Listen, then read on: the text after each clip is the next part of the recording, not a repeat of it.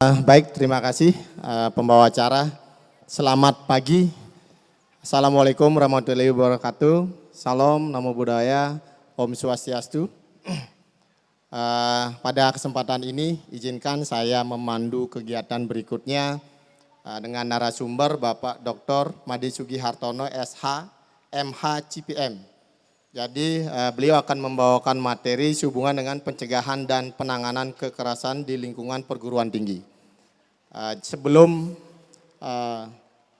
saya memandu, izinkan saya menyampaikan CV beliau. Ya. Jadi beliau salah satu dosen di Universitas Pendidikan Ganesha yang saat ini dipercaya sebagai Ketua Jurusan Hukum dan Kewarganegaraan di Fakultas Hukum dan Ilmu Sosial. Ya. Jadi selain sebagai ketua jurusan, beliau juga aktif di berbagai organisasi dan dipercaya di dalam menghandle beberapa kegiatan baik di internal lembaga ataupun secara nasional. Nah, untuk mempersingkat waktu, jadi mungkin saya persilakan saja langsung kepada Bapak Dr. Made Sugihartono untuk berada di podium.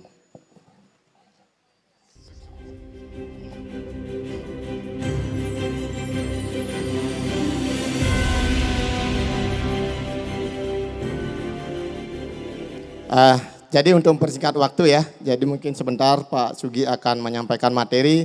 Mohon kepada adik-adik mahasiswa baru untuk bisa mendengarkan dengan baik, di mana materi yang akan disampaikan ini merupakan isu yang sangat krusial, yang mungkin adik-adik harus pahami dan harus bisa dicermati dan untuk bisa dilaksanakan. Ya, jadi untuk mempersingkat waktu, saya persilakan Pak Sugi untuk bisa memberikan materinya. Saya persilakan Pak Sugi. Ya baik, terima kasih Pak Kadek Raiswene, Pak Doktor atas waktu dan kesempatan.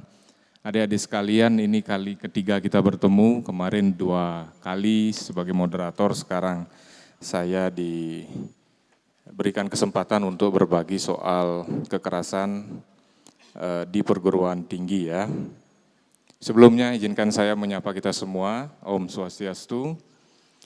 Assalamualaikum warahmatullahi wabarakatuh. Shalom, namo buddhaya, salam sejahtera untuk kita semua, salam harmoni. Ya. Gimana adik-adik, masih semangat ini? Lemes. Yang di belakang masih semangat tidak? Oke, saya sapa kita semua. Selamat pagi. Iya, tampaknya sudah mulai melemas. Iya, adik-adik sekalian, ini saya mencoba taat kepada panitia ya. Tadi dibisiki 20 menit saja katanya. Baik, mudah-mudahan saya bisa menyampaikan materi ini dengan cara seksama dan dalam tempo yang sesingkat-singkatnya ya. Ya, karena ini momentum proklamasi, jadi kita coba sitir sedikit tentang proklamasi. Baik adik-adik sekalian, sesungguhnya ada 6 poin yang ingin saya sampaikan, tetapi sebelumnya izinkan saya menyamakan persepsi kita dulu. Jadi izinkan saya menyampaikan koagulan ya. Kalau pikiran teman-teman yang di belakang, yang di tengah, yang di samping kiri, yang di depan itu berantakan, maka harus dikumpulkan terlebih dahulu sebagai agulasi. Sehingga 20 menit yang saya miliki betul-betul mempunyai makna dan pesan-pesan bisa di-deliver dengan baik, diterima oleh adik-adik sekalian. Saya ingin awali dengan satu fenomena adik-adik, bahwa sesungguhnya di lingkungan perguruan tinggi itu ada 3 dosa besar. Ada berapa? Ada 3 dosa besar. Ini memang sudah di riset dan sudah disampaikan oleh Menteri yang kemudian ditindaklanjuti dengan turunnya regulasi. Nanti saya sebutkan. 3 dosa besar itu apa saja? Yang pertama adalah kekerasan seksual. Yang kedua adalah perundungan atau bullying. dan yang terakhir adalah intoleran. Jadi ada 3 dosa besar. Barangkali dari ketiga dosa besar itu, adik-adik yang berapa jumlahnya nih, 4.500 sekian pernah mengalami atau minimal mendengar. Ya. Karena memang itu merupakan fenomena gunung es. Tahu gunung es?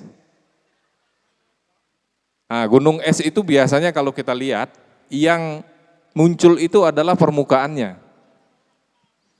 Sesungguhnya kalau kita selami, ada fenomena yang jauh lebih besar yang tidak terlihat.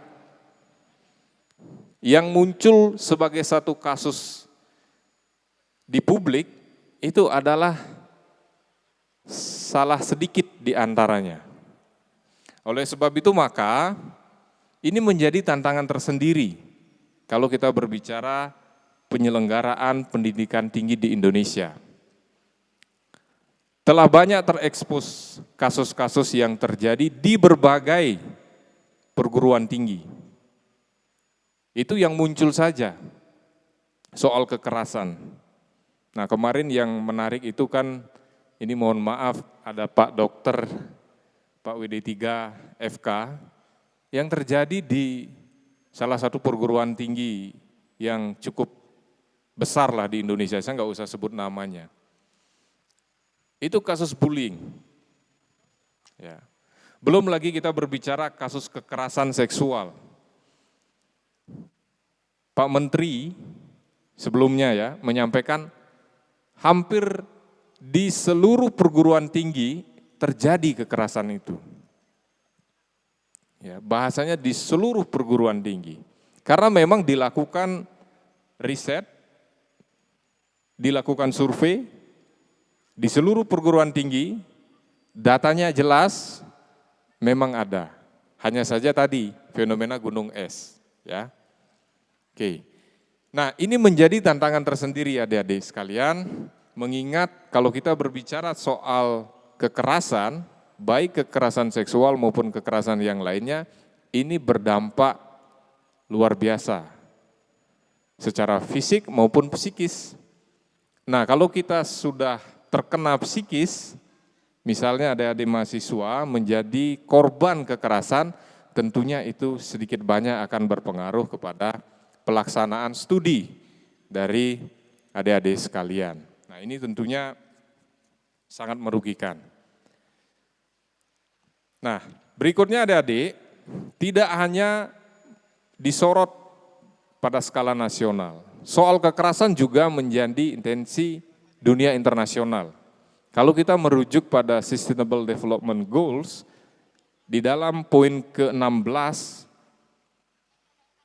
yang pertama, itu menyatakan bahwa secara signifikan mengurangi segala bentuk kekerasan dan terkait dengan angka kematian dimanapun. Segala bentuk kekerasan, nah ini, jadi muncul di dalam Sustainable Development Goal. Kemudian poin 16 yang kedua, menghentikan perlakuan kejam, eksploitasi, perdagangan, dan segala bentuk kekerasan dan penyiksaan terhadap anak. Jadi kata-kata kekerasan itu memang menjadi kata kunci yang juga muncul di yang namanya Sustainable Development Goal. Oke, kemudian bagaimana dengan Indonesia menyikapi persoalan kekerasan ini? Nah, ini saya cerita sedikit. Jadi di dalam rangka melakukan pencegahan dan penanganan kekerasan seksual, maka Kementerian Pendidikan Tinggi, Kebudayaan, dan Riset ya pada waktu itu, kemudian menerbitkan Peraturan Menteri nomor 30 tahun 2001 tentang pencegahan dan penanganan kekerasan seksual. Jadi dibuat regulasinya. Di dalam Permendikbud Ristek 30 2021 itu ada 2 poin yang menarik. Sebetulnya banyak, tapi 2 poin saja. Pertama adalah di situ cantumkan jenis-jenis kekerasan seksual. Jelas di situ diuraikan. Ya, ada beberapa poin soal misalnya menyampaikan kata-kata yang bernuansa sensual, soal tatapan mata saja bisa jadi perkara adik-adik sekalian. Jadi di situ jelas, kalau memang itu membuat korban tidak nyaman dan tidak berkenan. Ya, apalagi sekarang kita tahu dunia medsos itu begitu masif dan saya kira dari semua yang ada di sini tanpa terkecuali pasti punya medsos, yakin saya. Nah, di tengah-tengah penggunaan medsos yang masif, mesti dibentuk kesadaran dan pemahaman bahwa kekerasan itu harus dihindari. Ya, oleh sebab itu hari ini saya berada di sini. Adik-adik sekalian, tampaknya kalau kita melihat regulasi Permen 30/2021 itu tidak menjangkau secara keseluruhan, secara holistik. Karena kenapa? Karena di dalam Permen 30/2021 itu hanya spesifik menyebut soal kekerasan seksual. Padahal seperti tadi, ada 2 dosa yang lain yang sebetulnya belum tersentuh. Apa? Bullying dan intoleran. Oleh sebab itu maka permen berikutnya melalui Permen nomor 55 tahun 2024 kemudian seksualnya dihapus sehingga menjadi pencegahan dan penanganan kekerasan. Tadi kan pencegahan dan penanganan kekerasan seksual. Kemudian seksualnya dihapus menjadi pencegahan dan penanganan kekerasan. Artinya skup kekerasan itu diperluas, tidak hanya soal kekerasan seksual, tetapi juga soal kekerasan yang lain, soal bullying dan intoleran tadi. Nanti saya breakdown ada 6 poin penting. Ya. Masih berapa menit lagi nih? Sudah 10 menit? Oke. Sudah 5 menit, oke. 15 menit lagi. Oh lagi 5 menit, ya oke. Jadi gini teman-teman, ada perubahan regulasi yang sebelumnya hanya spesifik soal kekerasan seksual, kemudian diperluas kekerasan yang lain, ada perundungan dan juga ada intoleran melalui Permen nomor 55 tahun 2024. Oke, sekarang saya masuk ke 6 poin yang tadi saya katakan. Soal kekerasan apa saja itu, ya. Pertama adalah kekerasan fisik. Jelas ya, serangan-serangan yang ditujukan kepada fisik, yang sifatnya fisik, itu masuk. Ya. Yang kedua adalah kekerasan psikis. Bisa saja tubuhnya enggak disentuh, tetapi dengan narasi, dengan ucapan, dengan kondisi tertentu, psikisnya kena, itu masuk. Yang ketiga adalah perundungan, bullying. Nah ini memang yang sangat rentan, bullying ini ya. Bullying itu bisa terjadi soal perbedaan gender, soal serangan terhadap kondisi fisik, dan lain sebagainya. Kondisi sosial, kondisi ekonomi, bullying bisa dilakukan terhadap itu. Atau perundungan. Kemudian yang keempat, kekerasan seksual. Yang tadi ya, menyentuh, meraba, melihat, mengirim pesan, gambar, video yang bernada sensual dan korban tidak berkenan. Ya. Kalau kita merujuk pada Permen 30/2021 itu soal menatap saja tetapi penuh dengan nuansa sensual itu bisa kena kalau korban merasa tidak nyaman. Kemudian diskriminasi dan intoleransi dan nah ini penting juga buat kita semua ini termasuk pimpinan di institusi Undiksa ini. Kebijakan yang mengandung kekerasan. Jadi adik-adik sekalian, saya mengingatkan kita semua yang ada di sini, kekerasan itu bisa saja terjadi juga inherent dalam kebijakan itu sendiri. Kalau kita tidak cermat di dalam merumuskan kebijakan, dan itu juga masuk dalam lingkup dari Permen 55 tahun 2024. Oke, 3 menit terakhir. 3 menit terakhir. Kekerasan fisik. Ya, kekerasan fisik dilakukan dengan kontak fisik, baik menggunakan alat bantu ataupun tanpa alat bantu. Kemudian kekerasan psikis dilakukan tanpa kontak fisik untuk merendahkan, menghina, menakuti, atau membuat perasaan tidak nyaman. Kemudian yang ketiga soal perundungan, pola perilaku berupa kekerasan fisik dan psikis yang dilakukan berulang dan adanya relasi kuasa, maka termasuk dalam kategori perundungan. Yang keempat, kekerasan seksual, tindakan merendahkan, menghina, melecehkan, dan atau menyerang. Apanya yang diserang? Tubuh dan atau fungsi reproduksi seseorang. Kemudian yang kelima, diskriminasi dan intoleransi, yaitu tindakan, pembedaan, pengecualian, pembatasan, dan atau pemilihan atas dasar identitas, baik suku, etnis, agama, kepercayaan, ras, warna kulit, usia, status sosial, ekonomi, kebangsaan, afiliasi, ideologi, jenis kelamin, kemampuan intelektual, mental, sensorik, dan atau serta fisik. Dan yang terakhir adalah kebijakan yang mengandung kekerasan. Kenapa? Karena berpotensi menimbulkan kekerasan baik secara tertulis dan tidak tertulis dalam bentuk apa? Surat keputusan, surat edaran, nota dinas, imbauan, instruksi, pedoman, dan lain sebagainya. Jadi itu bentuk-bentuk kekerasan adik-adik. Dalam waktu yang terbatas sesungguhnya kita bisa berdiskusi lebih jauh ya. Tetapi begini pesan saya yang terakhir. Undiksa berkomitmen kuat soal bagaimana kekerasan itu dicegah dan ditangani. Dengan apa? Dengan membentuk satuan tugas pencegahan dan penanganan kekerasan sebagaimana amanat dari Permen nomor 44 tahun nomor 55 tahun 2024. Nah, adik-adik sekalian, kebetulan saya ditugaskan, dipercaya oleh pimpinan, oleh institusi sebagai Ketua Satgas PPK PT membuka peluang kepada adik-adik sekalian, bila mana nanti kiranya mudah-mudahan tidak terjadi. Sekali lagi saya berdoa dalam-dalam ini, mudah-mudahan tidak terjadi. Ya, tetapi kalaupun toh terjadi, kalian bisa menyampaikan kepada saya. Kami ada 9 orang tim Satgas.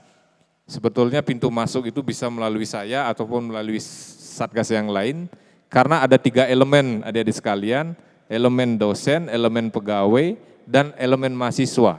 Barangkali kalau ada hambatan psikologis kepada saya menyampaikan, nanti kalian bisa sampaikan kepada Satgas yang berasal dari mahasiswa, yaitu kakak-kakak tingkat kalian. Mungkin itu yang bisa saya sampaikan, mudah-mudahan bisa sesuai dengan waktu yang disediakan, dan yang penting adalah pesan-pesan pencegahan dan penanganan kekerasan seksual itu bisa sampai di pikiran, di hati kita semua. Demikian saya tutup dan saya akhiri dengan Parama Santi. Om Santi Santi Santi Om. Wassalamualaikum warahmatullahi wabarakatuh. Salam, namo buddhaya, salam sejahtera untuk kita semua. Salam harmoni. Ya, terima kasih Bapak Dr. Sugihartono sudah menyampaikan materi dengan waktu sesingkat-singkatnya seperti proklamasi ya Pak ya. Jadi seperti amanat yang sudah disampaikan oleh panitia, kami memberikan kesempatan kepada 1 orang mungkin mahasiswa jika ada yang ingin bertanya. Sebelum saya mengakhiri, saya memberikan kesempatan kepada adik-adik mahasiswa jika ada yang mau disampaikan pertanyaannya. Saya persilahkan. Oh ya, ada di depan. Oke. Adik bisa dipandu, adik panitia, ada 1 orang mahasiswa bertanya.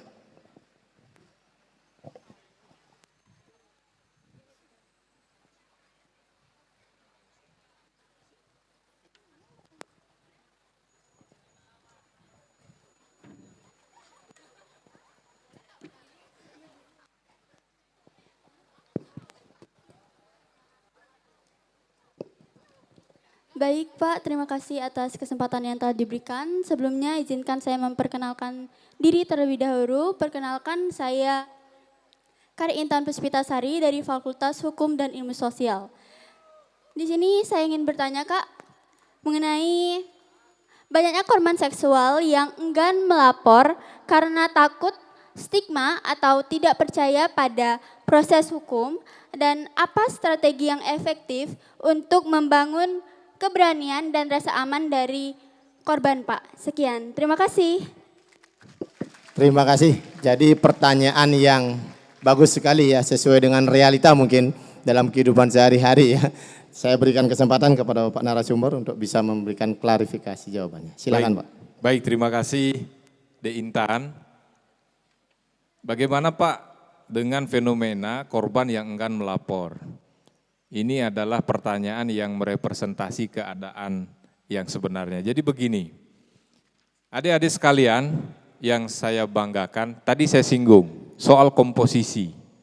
Ya, kalau kita berbicara regulasi, di dalam Satgas itu ada 9 tim, 5 diantaranya adalah dari mahasiswa. Kenapa ada elemen mahasiswa di sini?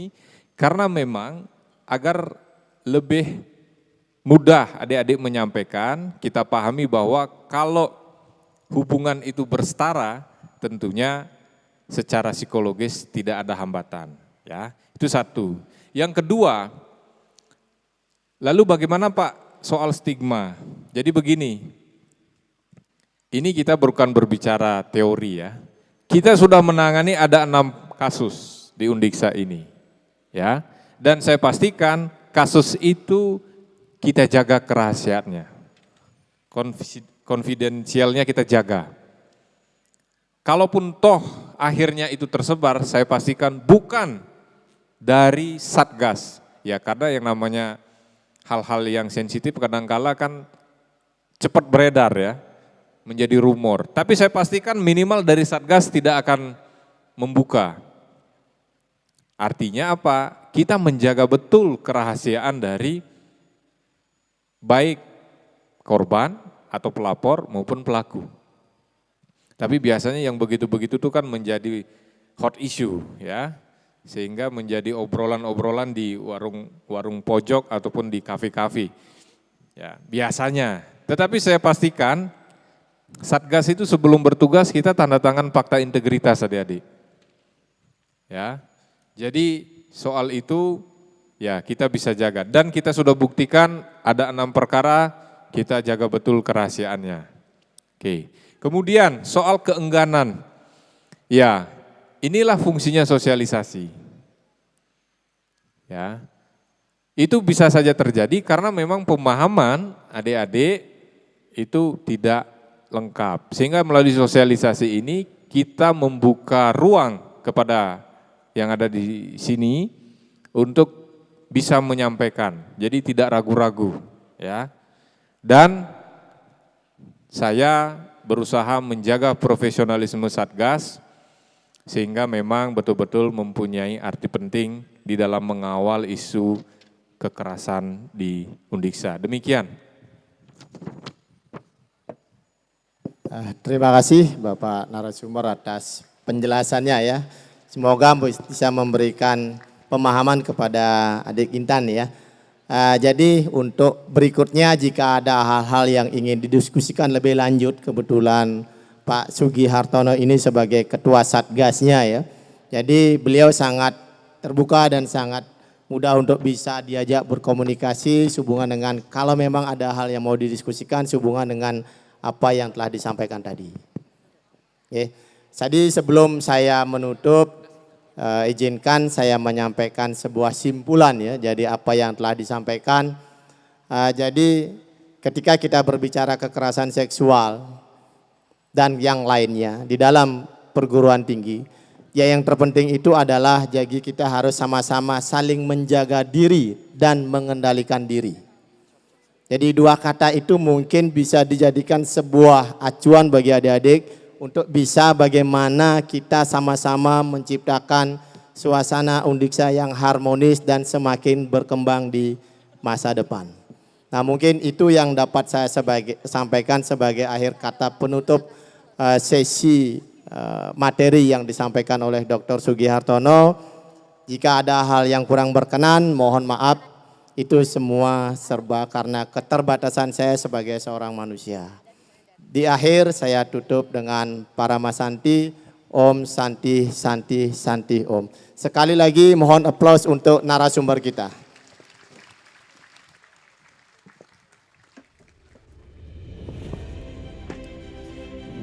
Baik, kami ucapkan terima kasih yang sebesar-besarnya kepada narasumber dan juga moderator yang telah membawakan materi tentang pengetahuan pencegahan dan penanganan kekerasan seksual pada kali ini. Untuk selanjutnya kami mengundang Presiden Mahasiswa dan juga Ketua Panitia PKKMB Universitas Pendidikan Ganesha tahun 2025 untuk dapat menyerahkan piagam penghargaan dan juga apresiasi kepada narasumber kita pada kali ini. Untuk itu kami persilakan.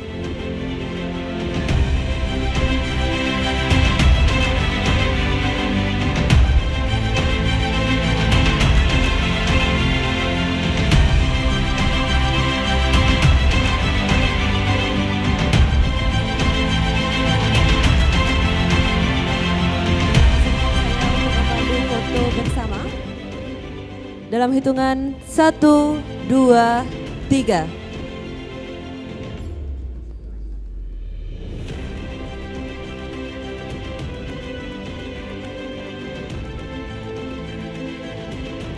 Sekali lagi mungkin bisa saya pandu dalam hitungan 1, 2, 3. Acara ini diproduksi oleh